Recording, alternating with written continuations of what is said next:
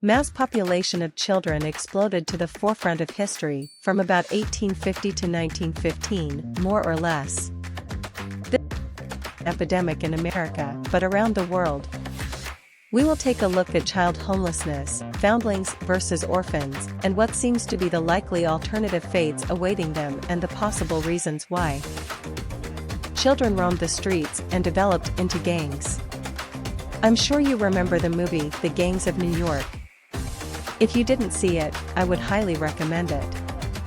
As it pertains to this time frame in history, filth, disease, and crime became a problem and an eyesore for the political orchestrators who were busy developing cities. I am sure that this was a problem for quite some time. But it wasn't until it affected the pockets of the wealthy shareholders that something was done about it. But what was done will blow your mind.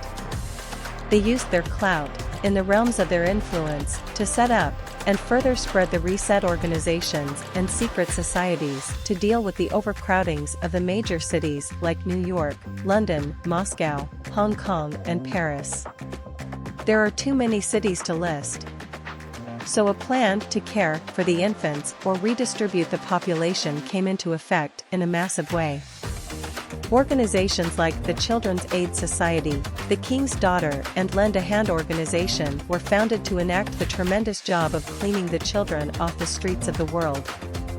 How we got into this condition is theorized in another one of my videos, so I won't spend too much time digressing into the overpopulation of infants at this time. Please check out my videos on Cabbage Patch Babies, if you are interested in this topic. Orphan asylums and foundling homes were set up all over the world to house the small needy kids. From what I have heard and read, these institutions were abusive and grimy. Children's mortality rate was sky high due to the onset of sickness at that time. But those who survived may have learned a basic skill to make them desirable for a home placement. Ads were run in all the newspapers. Period films and literature reflected the situation as well. Some children were given or sold to the reset population. In some cases, the children were advertised as little laborers. Some were sought after, like the incubator babies exhibited at the world fairs, and some were auctioned off. This photo of children lined up like cattle, with numbers draped over their fronts, really broke my heart. Can you imagine the fear these kids had to endure, not to mention the abuse and neglect? Wow. It's just too much.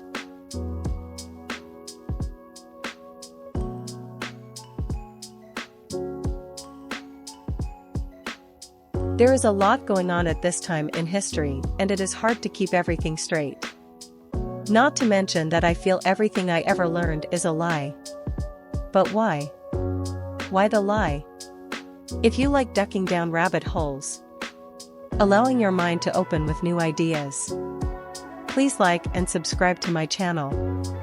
Join with me and other truth seekers as we explore our realm together and apart. I thank you so much for allowing me to share this time with you. As I was saying, there was a lot going on at this time. The repopulation of what I believe were vacant but built-out cities around the world. The infrastructure was in place, but the towns were empty, except the major ports of entrance, which were overpopulated. So, the plan, as I understand it, was to distribute the children everywhere, and in doing so, they lose their personal identity, heritage, and are ripe for reprogramming, as well as being suitable for laboring in the new developing industrial age.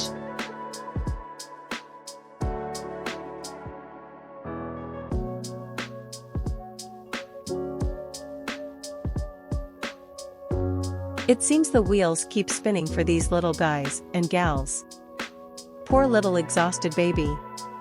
Nobody cares for even his basic needs. I shudder to think of the things they may have faced. Everybody wants to believe for a happy ending, but that is not always the case. These babies were dragged around the circuit by a railway, dubbed now the orphan trains. The custodians ran ads depicting the train's arrival, and folks could come on down to pick and choose them like sheep or cantaloupe. or cabbage, or anything else you farm. The foundlings were gaining in number, or so it seemed. The foundling homes were springing up everywhere. Their basic needs were not met. Disease and poverty were on the increase.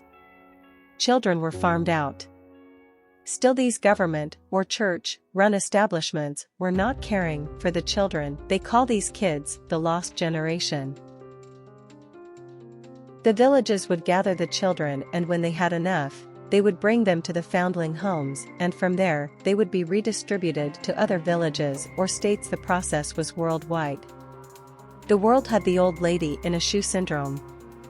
If you are unfamiliar with the nursery rhyme, there was an old lady who lived in a shoe. She had so many children she didn't know what to do, so she gave them some broth without any bread and whipped them all soundly and sent them to bed. What else would you do with a shitload of children? Love them? Here's a little propaganda from the state. See the bright smiling children. All 200,000 placed in happy homes, I am sure. If there is one thing I know, if the state is involved, the outcome is usually grim for the little guy. While some of the children were heading for homes, some were headed to work. Short-handed farmers, road crews, factories, and coal mines put the little rascals to work. It seemed the incredibly built-out infrastructure was tremendously understaffed.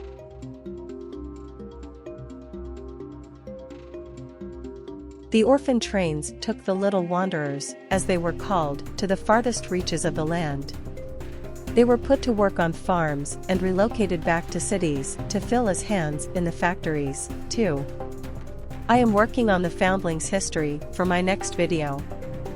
It seems the first foundling home was in Italy and became quite a big thing. They developed what is termed the foundling wheel, which is a device that acted like a revolving door, whereby a woman could place her baby on a shelf in the door that rotated in a circular direction to the other side, where the baby would be retrieved.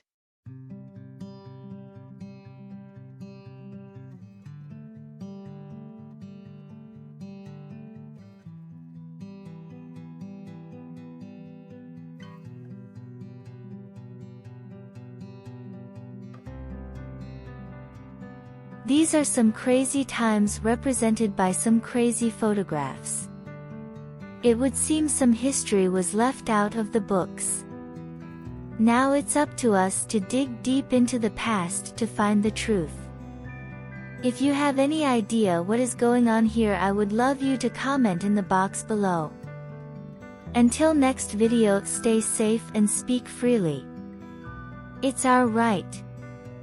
Love you lots, and please like and subscribe to keep the cool vibes vibing.